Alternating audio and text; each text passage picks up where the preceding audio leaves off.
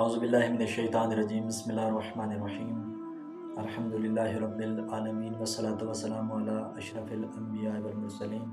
منین کرام، مجھے بچپن سے ہی شوق تھا کہ میں امام زمان علیہ السلام کے حوالے سے واقعات لوگوں تک پہنچاؤں۔ میں خود بھی مطالعہ کرتا رہتا ہوں اور آپ کی خدمت میں پیش کرنا چاہتا ہوں، کیونکہ امام زمان علیہ السلام کی غیبت میں جو شخص یہ دعویٰ کرے کہ اس نے امام زمان علیہ السلام کی زیارت کی، یقیناً وہ شخص جھوٹا ہے، کیونکہ وہ عالم دین ابزدار فانی سے چلے گئے ہیں۔ اس لیے ان کے دوست یہ واقعہ بیان کرتے ہیں۔ وہ کہتے ہیں کہ جب ہم حوزہ علمیہ قم میں پڑھتے تھے تو ایک مسئلہ درپیش ہوا، تو کیونکہ ہم ابوالحسن اصفہانی صاحب کو اپنے سے کم علم سمجھتے تھے، اور لہٰذا ہم نے ان سے پوچھنے کے بجائے ہم نے اپنے استاد سے رجوع کیا۔ ہمارے استاد نے کہا اگر تم یہ مسئلے پوچھنا چاہتے ہو تو اپنے زمانے کے امام سے رابطہ کرو۔ انہوں نے کہا کہ ہم اس زمانے کے امام سے کیسے رابطہ کریں؟ وہ کہنے لگے تم 40 دن تک خدا کی عبادت کرو، 39 دن عبادت کرو، 40واں جو دن ہوگا اس زمانے کے امام علیہ السلام خود تم سے ملاقات کرنے آئیں گے۔ وہ ایسے ہی انہوں نے ایسا ہی کیا، 39 دن تک عبادت کرتے رہے۔ جب 40واں دن ہوا، وہ کہتے ہیں کہ ایک سید نمودار ہوئے، ان کا چہرہ بہت ہی خوبصورت تھا، 14ویں کے چاند کی طرح چمکدار تھا۔ کہنے لگے میرے پاس آئے اور مجھ سے آ کے کہنے لگے اے بندہ خدا، تمہیں مجھ سے کوئی کام ہے؟ میں نے کہا نہیں سید، مجھے آپ سے کوئی کام نہیں ہے۔ وہ کہتے ہیں پھر میں متوجہ ہوا کہ میرے استاد نے کہا تھا کہ جو 40ویں دن تمہارے سامنے آئے گا، تم سے ملاقات کرے گا، وہ زمانے کا امام ہوگا۔ کہنے لگے جب میرے ذہن میں یہ بات آئی میں دوڑ پڑا، میں دوڑتا گیا، لیکن میں امام علیہ السلام تک نہیں پہنچ سکتا تھا۔ میں بڑا پریشان ہوا اور مجھے یقین ہو گیا کہ یہی زمانے کے امام ہیں۔ کہتے ہیں کہ ایک غار آئی، امام علیہ السلام اس غار کے اندر چلے گئے۔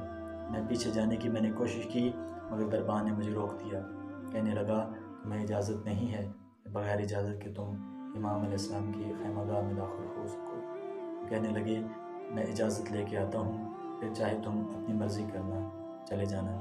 وہ کہتے ہیں جب میں امام زمان علیہ السلام کی خدمت میں حاضر ہوا تو امام زمان علیہ السلام کے روب و جلال سے مجھے وہ سوال بھول گئے کہ میں نے امام علیہ السلام سے کرنے تھے۔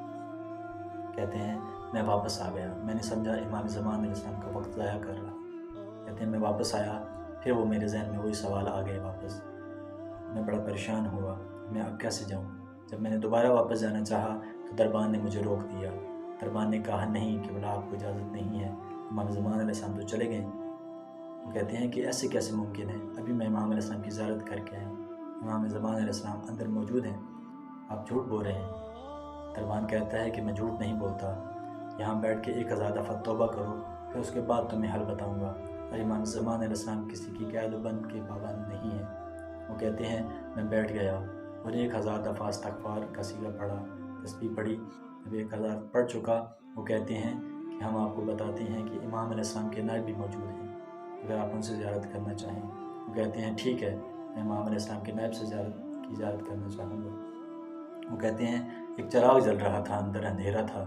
جب ہم اندر داخل ہوئے میں نے کیا دیکھا کہ وہی ابوالحسن اصفہانی صاحب ہیں جن کو ہم اپنے علم میں اپنے سے کم تر سمجھتے تھے۔ کہنے لگے میں ان کے دو زانو ہو کے جا کے بیٹھ گیا۔ جب میں نے ان سے سوال کیے انہوں نے مجھے مطمئن کر دیا اور میں واپس آ گیا۔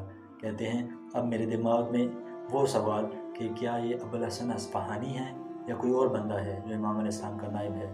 کہتے ہیں جب میں واپس آیا تو میں جناب ابوالحسن اصفہانی صاحب کے گھر گیا، میں نے دستک دی کیونکہ ہم کلاس فیلو تھے، ان کا دربان تھا، ان کا غلام تھا۔ کہنے لگا اندر آ جائیے۔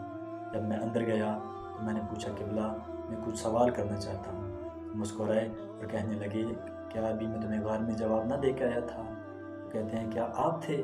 بڑی حیرانگی سے انہوں نے پوچھا ہاں۔ وہ کہنے لگے ہاں میں تھا۔ کہتے ہیں آپ کی یہ مقام و منزلت کہ آپ امام زمان علیہ السلام کے نائبین میں سے ہیں؟ کہتے ہیں ہاں، لیکن تمہاری زندگی میں حرام ہے تم کسی کو بتاؤ کہ میں امام زمان علیہ السلام کا نائب ہوں۔ امام زمان علیہ السلام مجھ پہ اتنا اعتبار کرتے ہیں۔ مومنین کرام، اکثر اوقات ہم لوگوں کو اپنے سے کم تر سمجھتے ہیں، لیکن ہو سکتا ہے کہ وہ امام زمان علیہ السلام کی نظر میں اپنے دور کا فقیہ ہو اور عالم ہو۔